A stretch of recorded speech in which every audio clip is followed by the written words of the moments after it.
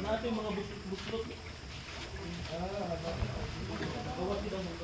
So imagine niyo, ano na sa tubig ka daghan, pero kung ano gyapon sa kaulong. So kung ang pispan,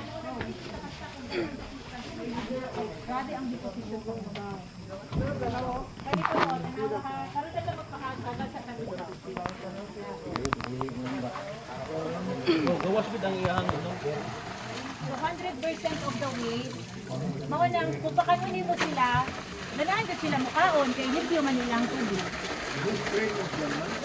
Hindi, bali ang ito siya, this one. Na ay buslot. Sa ilalom ana, perforated na siya.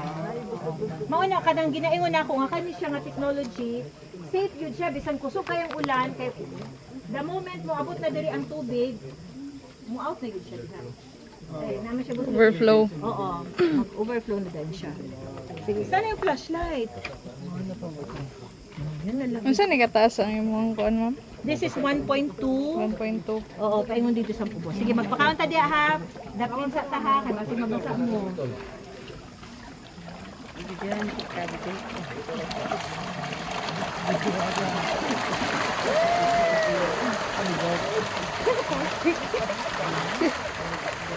Ano maulog ko dra sa kuan ha?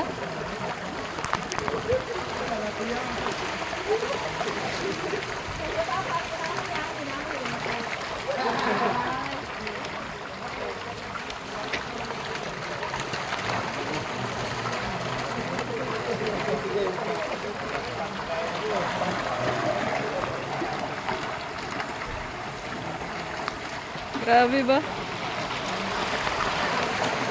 Ulan!